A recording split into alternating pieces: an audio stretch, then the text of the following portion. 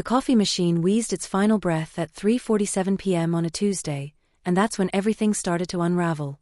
I stood there in the break room, empty mug in hand, staring at the puddle of lukewarm brown liquid spreading across the counter like some kind of pathetic metaphor for my entire existence at Meridian Solutions.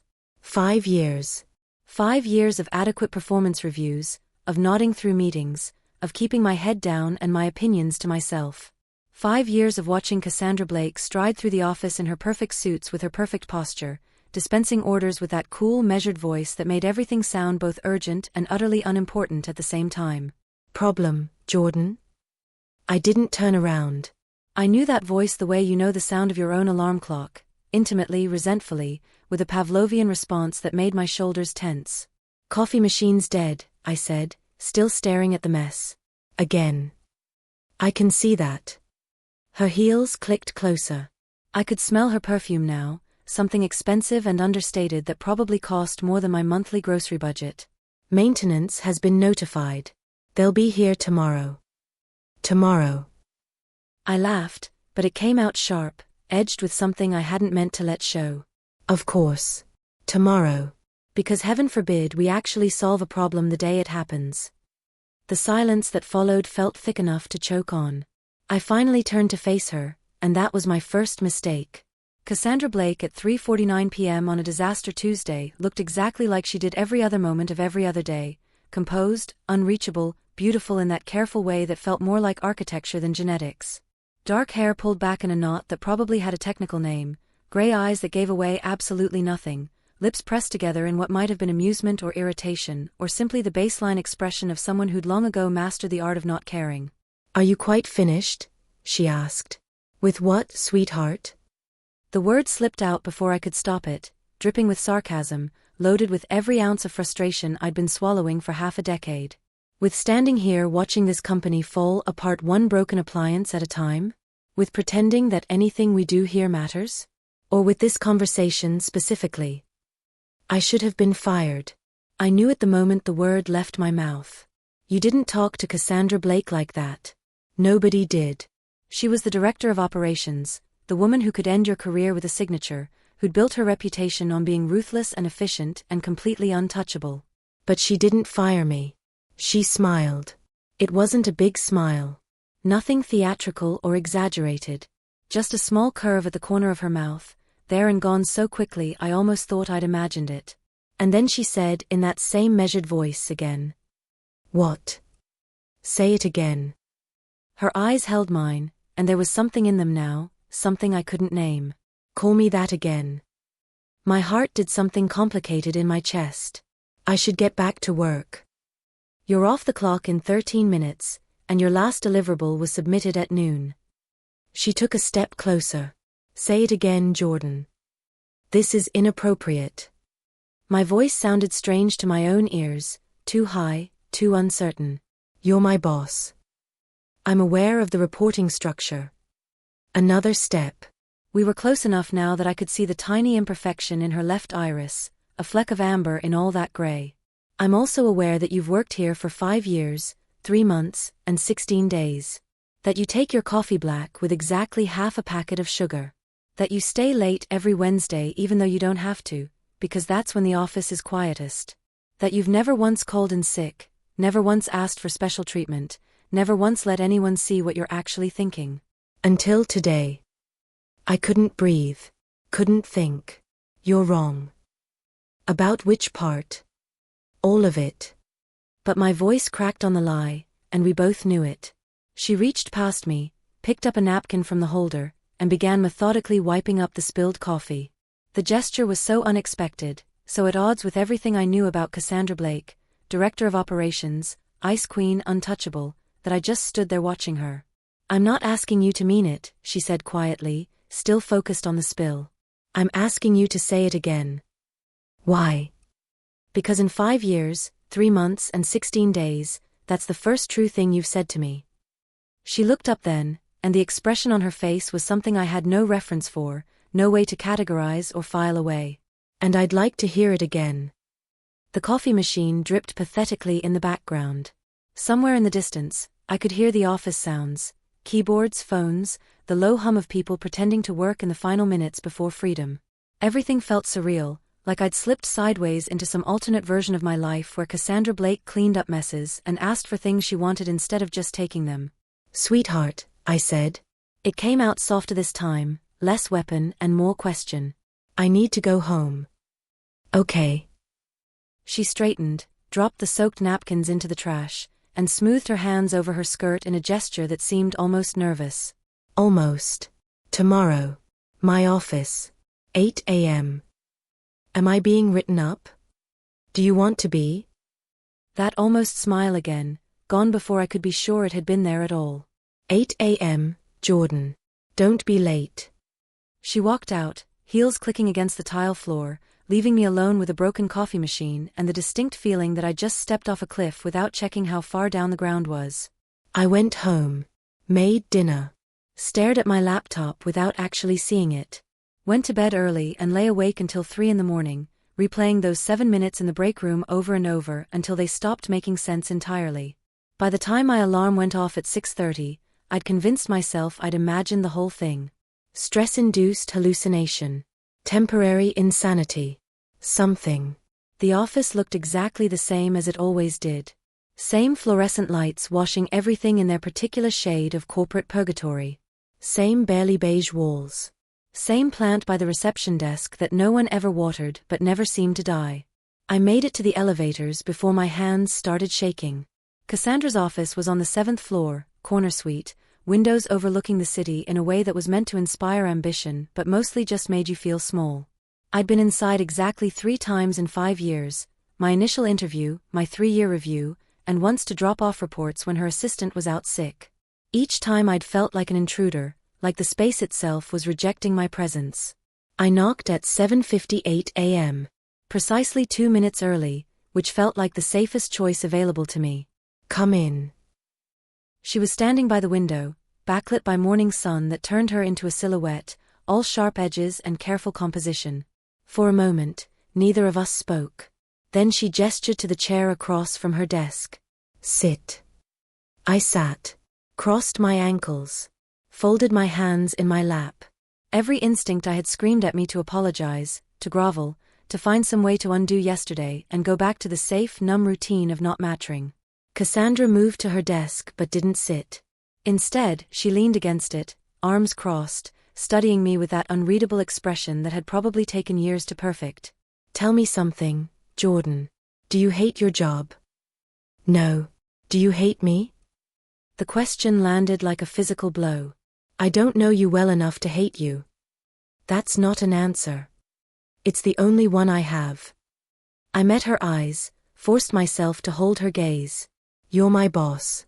You sign my paychecks. What I think about you personally is irrelevant. What if I told you it wasn't?" She tilted her head slightly, a gesture that might have been curiosity or calculation or both. "What if I told you that I've spent 5 years, 3 months and 17 days now watching you very carefully, and that your opinion is one of the few in this building that actually matters to me?" "I'd say you need better hobbies." She laughed. Actually laughed, and the sound was so unexpected that I flinched. There it is again. That sharpness. Where have you been hiding it? Same place everyone hides the parts of themselves that don't fit the employee handbook. The words came easier now, like yesterday had broken some kind of seal. "Why am I here, Cassandra? If you're going to fire me, just do it." "I'm not going to fire you." She moved around the desk, sat down in her chair with that perfect posture that made it look effortless. "I'm going to offer you a promotion." My brain stuttered to a halt. "What?" "Director of Strategic Development. New position. Substantial raise. Your own office. Direct report to me." She pulled a folder from her desk drawer, slid it across the polished surface toward me. "Pending your acceptance, of course." I stared at the folder like it might bite me. This is insane. This is overdue. She leaned back, fingers steepled under her chin. "You're wasted in your current position. Have been for at least 2 years. I've been waiting for you to ask for more, to show some sign that you wanted to move up, but you never did. So I'm offering it anyway." "Because I called you sweetheart?" The absurdity of it made me almost giddy. "That's your metric for promotion worthiness? Inappropriate sarcasm. Because you finally let me see who you actually are. Her voice went quieter, more intense. Because I've watched you solve problems that no one else even noticed existed. Because you're brilliant and careful and you see 6 moves ahead while everyone else is still trying to figure out the first one. Because yesterday, for the first time since I hired you, you looked at me like I was a person instead of an obstacle. The folder sat between us, glossy and official and completely impossible. What's the catch? No catch. She paused. Well, one catch, perhaps. You'd be working closely with me. Very closely. Long hours, high pressure, constant contact. If that's something you can't handle, if I'm someone you can't handle, then we need to have that conversation now. Something in her tone made me look up sharply. She was watching me with an expression that was almost vulnerable, almost uncertain, and I realized with a jolt that this mattered to her. Actually mattered. Not just professionally, but personally, in some way I didn't yet understand. Can I think about it? Take the day. She stood, smoothed her skirt, rebuilt that wall of professional distance so quickly I almost missed the transition. But Jordan? Whatever you decide about the job, I need you to know something. What? Yesterday wasn't a fluke. Or a mistake. Or something I'm going to pretend didn't happen. She walked to the door, opened it, a clear dismissal. 8 a.m. tomorrow. Same place. Bring your answer. I took the folder and left, my mind spinning so fast I barely remembered the walk back to my desk. The rest of the day passed in a blur of attempting to work while actually just staring at the folder, unopened, sitting next to my keyboard like some kind of beautiful trap. My best friend Riley called at 7 p.m., just as I was contemplating throwing the folder into the recycling bin and updating my resume. How was work? Weird. Weird how? Like they finally fixed the coffee machine weird, or like someone brought their ferret to the office weird. I sank onto my couch, folder in lap, phone pressed to my ear. Like my boss offered me a promotion after I called her sweetheart weird. Silence. Then, I'm going to need significantly more information than that. So I told her. All of it. The coffee machine, the sarcasm, Cassandra's smile, the morning meeting, the impossible offer. Riley listened without interrupting, which was unusual enough that I knew she was taking this seriously. When I finished, she was quiet for a long moment. Then, Jordan. Be honest with me. How long have you been in love with her? I'm not. The denial died in my throat. I don't even know her. You know her coffee order. I'd bet money you know her birthday, her favorite pen color, exactly how she takes her lunch. You've been watching her for 5 years, haven't you? Really watching her. I closed my eyes. That's not love. That's just observation. Observation is noticing someone exists. What you're describing is cataloging. Memorization. The kind of attention you only pay to people who matter. Riley's voice went softer. I've known you for 15 years, and I've never heard you talk about anyone the way you talk about her. Like she's a puzzle you can't quite solve but can't stop trying. She's my boss. She's a person who apparently notices you just as much as you notice her. Who created a position for you. Who asked you, Jordan, to show her who you really are. A pause. What are you afraid of? Everything. That I'd take the job and fail. That I'd take the job and succeed but lose myself in the process. That working closely with Cassandra Blake would reveal her to be exactly as cold and calculating as everyone said, or worse, reveal her to be human and complicated and everything I'd spent 5 years pretending I didn't want to know.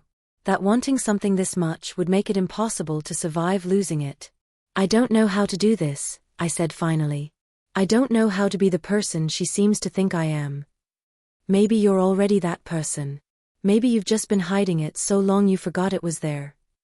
Riley's voice held that particular firmness that meant she was about to say something I didn't want to hear but needed to anyway. Take the job. If it's a disaster, you can always quit. But if you don't take it, you'll spend the rest of your life wondering what might have happened if you'd been brave enough to try. We talked for another hour, circling around the same territory, but I knew she was right. I'd known at the moment Cassandra slid that folder across her desk, maybe even before that. This wasn't really about the job. It was about whether I was willing to step out of the comfortable numbness I'd built for myself and risk feeling something real. I opened the folder at midnight, sitting at my kitchen table with a cup of tea I didn't drink. The salary was obscene. The job description was both terrifying and exciting, a mix of strategic planning, project management, and what looked like basically reinventing entire operational systems from the ground up. The kind of work that would consume my life, demand everything I had, leave no room for half measures or hiding. At the bottom of the last page, handwritten in Cassandra's precise script, "I have faith in you. Now you just need to have faith in yourself." See. I slept for 3 hours, woke up at 5 a.m., and stared at my ceiling until my alarm went off. Showered. Dressed in my best suit, the one I usually saved for client presentations. Drank coffee I couldn't taste. Arrived at the office at 7:45 a.m. and sat in my car until 7:57. Cassandra's door was open when I arrived. She was at her desk, working on something that had her brow furrowed in concentration, and for a moment I just stood in the doorway watching her. This woman who'd haunted the edges of my consciousness for 5 years, who I'd built into something almost mythological, untouchable, unknowable, perfect and terrible and completely beyond reach. But right now, focused on whatever problem had her attention, she just looked tired. Human. Real. She glanced up, and something in her expression shifted when she saw me. Relief, maybe. Or hope. Or fear disguised as neither. Well. I stepped into the office, closed the door behind me, and set the folder on her desk. "I have conditions." Her eyebrows rose. "Go on." "I want direct input on my team composition. I want quarterly reviews, not annual. I want to be consulted on any operational changes that affect the departments I'll be working with." I paused. "And I want honesty. From you. About what this really is. What do you think it is?" "I think it's a very elaborate way of not having to admit you're interested in me." My heart hammered against my ribs. "I think you're offering me this position because it gives you a reason to spend time with me that has nothing to do with feelings and everything to do with business. I think you're scared. And I think I deserve to know if I'm right." The silence stretched so long I thought I'd miscalculated, pushed too hard, turned opportunity into disaster with my inability to just accept good things when they were offered. Then Cassandra stood, walked around her desk, and stopped close enough that I could count her heartbeats if I wanted to. "You're right," she said quietly. "About all of it. I am scared. I have been for years. Because I hired you thinking you'd be competent and useful, and instead you turned out to be extraordinary. And infuriating. And so careful about keeping yourself hidden that I thought I'd imagine the glimpses I caught of who you really were." She paused. "Yesterday when you called me sweetheart with all that venom in your voice, it was the first time you'd let me see your anger. Your frustration. Your actual feelings about anything. And I realized I'd been starving for it. For you. The real you. I couldn't breathe. This is a terrible idea. Probably." She almost smiled. "Take the job anyway. We'll keep it professional. Appropriate. Nothing that could compromise either of our positions." "You're asking me to work closely with you while pretending I don't," I stopped, unable to finish the sentence. "While pretending you don't want me the way I want you?" She finished it for me, voice steady even as her eyes betrayed something vulnerable underneath. "Yes. I'm asking for that. Because the alternative is you walking away, and I've discovered I'm not strong enough to let that happen. That's not professional. Or appropriate. No, it's not." She reached out, let her fingers brush against mine for half a second before pulling back. "But it's honest. Which is what you asked for." I should have walked away. Should have said thank you but no thank you, found a new job at a company where my boss didn't look at me like I was the answer to a question she'd been afraid to ask. Should have protected myself from the inevitable disaster of mixing professional ambition with personal feelings in a situation that had no good ending. Instead I said, "I'll take it." Her smile this time was real, unguarded, and it transformed her face into something I knew I'd be remembering at 3 a.m. for months to come. "Start Monday. We'll have HR draw up the paperwork today." I nodded, turned to leave, and made it all the way to the door before she spoke again. "Jordan." I looked back. "Thank you for being brave enough for both of us." The next 3 months were simultaneously the best and worst of my professional life. The job was everything the description had promised: challenging, consuming, the kind of work that made me wake up at 2 a.m. with solutions to problems I'd been wrestling with all day. But working with Cassandra, really working with her, spending hours in conference rooms and late evenings reviewing proposals and early mornings mapping strategy, was its own particular form of exquisite torture. Because Riley had been right. I'd been in love with her for years, probably since my second week when I'd watched her dismantle a vendor's predatory contract with surgical precision and quiet fury. I'd just been exceptionally good at lying to myself about it. But now, spending 40, 50, sometimes 60 hours a week in close proximity to her, that lie became impossible to maintain. She was brilliant. I'd known that intellectually, but experiencing it directly was different. The way her mind worked, seeing connections and possibilities that no one else caught, the careful balance between innovation and pragmatism that made her strategies actually implementable instead of just theoretically elegant. She was funny too, in a dry way that caught you off guard, slipping sarcastic observations into meetings so subtly that half the time you weren't sure you'd heard correctly. And she noticed things. Everything. The way I drummed my fingers when I was thinking through a problem. That I got headaches if I skipped lunch. That I preferred morning meetings because my focus was sharpest before noon. She kept almonds in her desk drawer because she'd seen me eating them once. She learned how I took my coffee, which she'd been wrong about actually. It was half a packet of stevia, not sugar, and made sure there was always a cup waiting when we had early meetings. The care was unbearable. The attention was excruciating. And the professionalism she maintained, the careful distance that never quite wavered no matter how late we worked or how comfortable we became with each other, felt like both a kindness and a cruelty. We never talked about that conversation in her office. Never referenced the admissions we'd made or the feelings we'd acknowledged. We worked together like the consummate professionals we were, and if sometimes our hands brushed reaching for the same document, if sometimes I caught her watching me with an expression I couldn't quite name, if sometimes the air between us felt so charged I thought I might ignite, well, we ignored that too. Until the night everything changed.